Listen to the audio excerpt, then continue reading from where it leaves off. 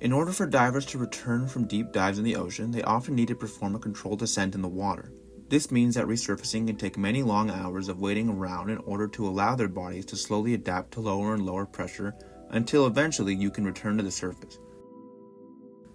Now normally, you breathe air, you breathe in oxygen, nitrogen, and then expel this as you exhale. Under pressure, however, you breathe in these gases, they remain in your bloodstream. Not a problem.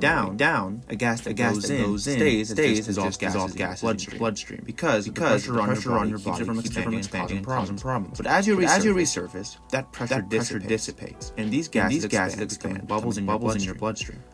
So you have to ascend to the surface slowly, and allow this gas to be slowly respirated out of your body bit by bit, potentially multiple hours. Think of it like when you open a can of soda. If you shake a can of soda and it'll explode everywhere as the gas pressure inside the can is thrown out to equalize with the pressure outside. The chemicals used to preserve the soda inside expand into bubbles and cause the soda to erupt out of the bottle. However, if you open this bottle of soda slowly, the rate of change is slowed down and the soda will eventually be opened without incident.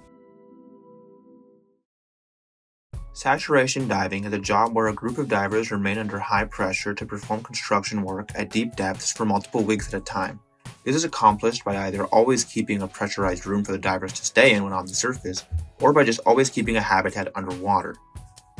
The benefit of this is that divers can go down to deep depths to work and come up regularly with no downtime to depressurize or repressurize, because they are just constantly used to the same extreme depths.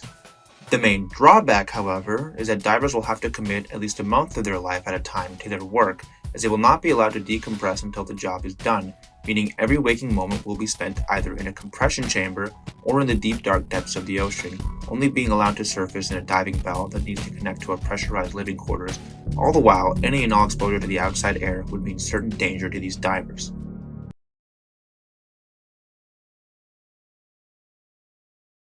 Delta P is a term used to refer to the change in pressure between two different points in a system. When two points of different pressure are exposed to each other, they will equalize to the same point in pressure. The rate of change as this pressure stabilizes increases as the difference in pressure between the 2 points increases. In some cases, if two greatly different pressures are exposed to each other, the rate of change in pressure can occur in literal microseconds, which can result in an almost explosive reaction.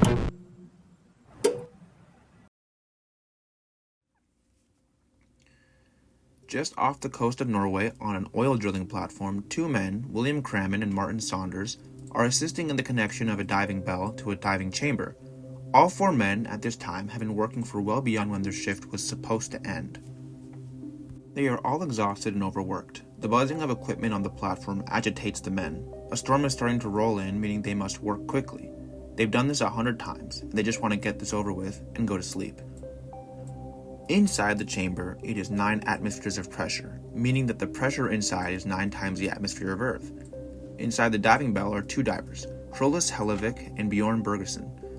Inside the diving chamber, divers Roy P. Lucas and Arthur Coward are resting in Chamber 2.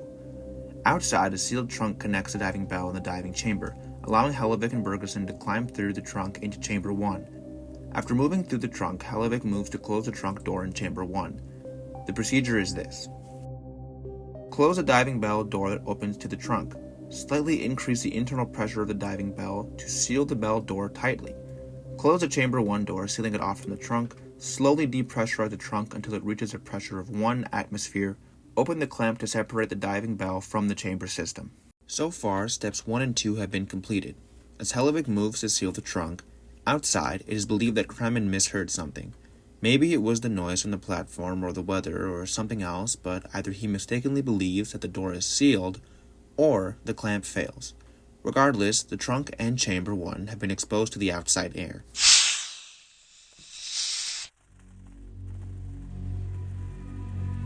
Saturation diving is called that for a reason. In order to perform this job, a diver must completely saturate their blood in a mixture of helium and oxygen that they breathe in. The general rule for depressurizing is for every 100 feet you dive, that's 1 hour spent decompressing. 9 atmospheres mean that the crew is compressed to safely dive to about 300 feet, meaning a safe decompression would take 3 hours. People undergo all of it in just a couple of microseconds. The sudden change in pressure causes an explosive reaction. All of the air inside the diving chamber begins rushing out. The bodies of the 4 crew members begin to heat up rapidly as every liquid in their body begins to boil. As the gas mixture in their blood expands, bubbles form. All 4 men are flashed right instantly.